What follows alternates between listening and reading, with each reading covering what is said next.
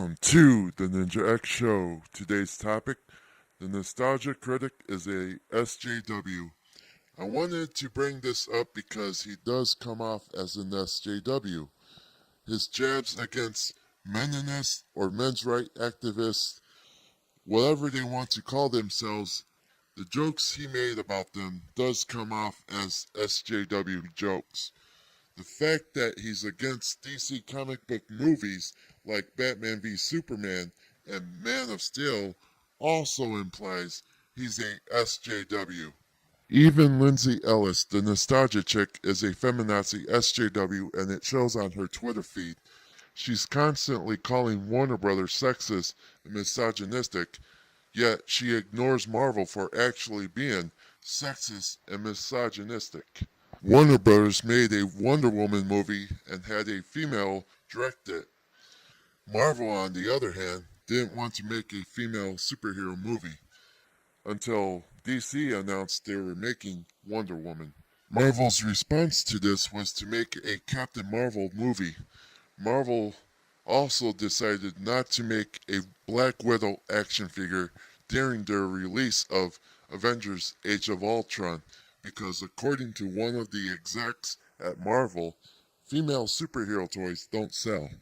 This made fans upset because they wanted a Black Widow action figure, but does Lindsay acknowledge this? No.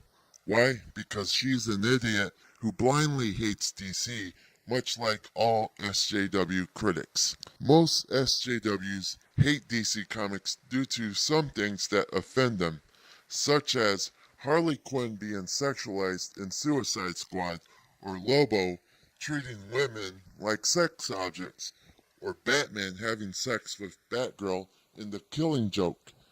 SJWs absolutely hate DC. If that ain't enough to convince you, guess what? Marvel is pushing a SJW agenda in their comics, replacing their iconic characters with women or minorities. So instead of creating new characters made up of women and minorities, they're just replacing the old characters with new ones to appear diverse. This is why SJWs love Marvel. Guess what? Nostalgia Critic loves Marvel.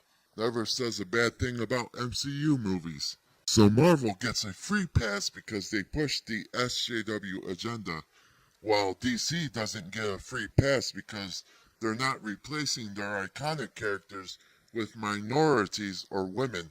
The fact that DC is creating new characters instead of replacing them is a smart move. Marvel doesn't take note of this because they're owned by Disney. Disney is very pro SJW and will push the agenda to the moon. With that said, Nostalgia Critic can go screw himself with his SJW agenda.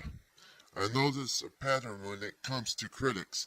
They have a SJW agenda. These critics are very close-minded. They hate anything that offends them. They're overly sensitive, obnoxious pansies who have a lot of growing up to do. That's all I have to say. Tune in next time for more truth, logic, and common sense.